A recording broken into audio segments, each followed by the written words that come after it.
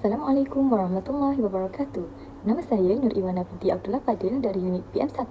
Pada tugasan kali ini, saya akan menganalisis kesalahan ejaan, kata dan ayat dalam karangan murid darjah 6. Berikut merupakan dua contoh karangan murid darjah 6 yang telah saya kaji kesalahan ejaan, kata dan ayat. Baiklah, pertama sekali kita akan lihat kepada kesalahan ejaan. Kesalahan ejaan yang pertama berada pada perenggan pertama, iaitu perkataan pembimbing. Jadi, perkataan yang betul bagi perkataan tersebut ialah pembimbing. Kesalahan yang kedua berada pada perenggan yang kedua, iaitu perkataan mendedahkan. Perkataan yang betul ialah mendedahkan. Kesalahan yang ketiga berada pada perenggan ketiga, iaitu perkataan antibakteria yang dieja jauh. Jadi, bagi pembetulan, antibakteria tersebut perlulah dieja dengan rapat. Kesalahan yang keempat juga berada pada perenggan ketiga, iaitu perkataan tani. Perkataan yang betul ialah tangki. Kesalahan yang terakhir bagi kesalahan ejaan ialah perkataan flushometer. Ejaan yang betul ialah flushometer dieja dengan FLUSH, bukannya FLASH. Jadi, perkataan yang tepat ialah flushometer yang merupakan alat untuk mengepam air. Baiklah, seterusnya kita akan beralih kepada kesalahan kata dalam karangan murid darjah 6. Kesalahan kata yang pertama berada pada perenggan pertama, iaitu perkataan menghadiri.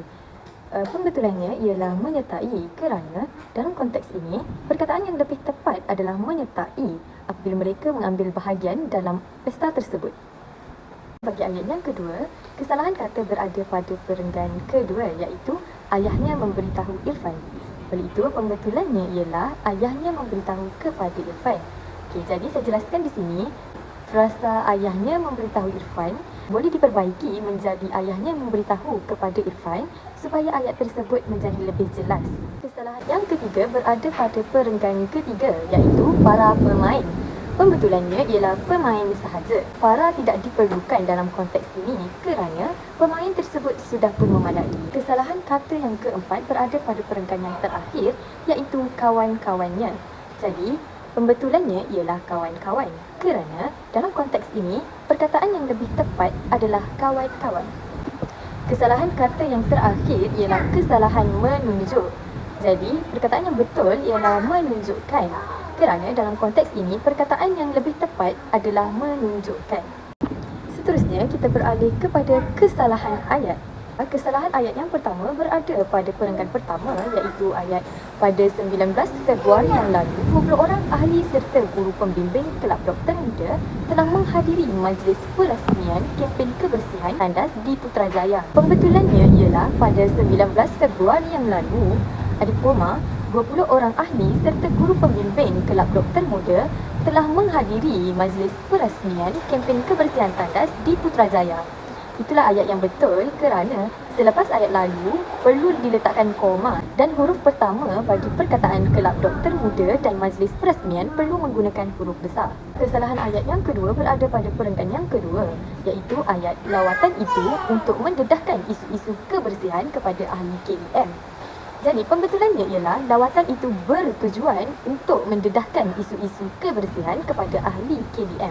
Penjelasannya ialah ayat perlulah dimulai dengan kata kerja bertujuan untuk membentuk ayat yang lengkap dan jelas. Seterusnya, bagi kesalahan ayat yang ketiga ialah selain itu, lawatan itu juga bertujuan untuk mendedahkan cara-cara terbaik bagi menjaga kebersihan tandas. Jadi, pembetulannya ialah selain itu, lawatan tersebut juga bertujuan untuk mendedahkan cara-cara terbaik bagi menjaga kebersihan tandas.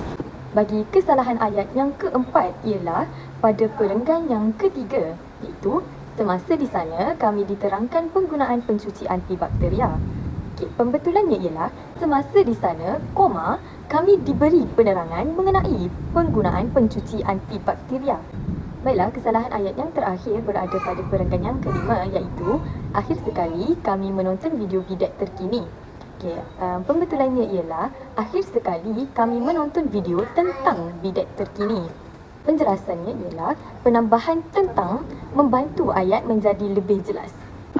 Baiklah, ini adalah sumber rujukan yang saya guna semasa melaksanakan tugasan ini. Sekian, terima kasih.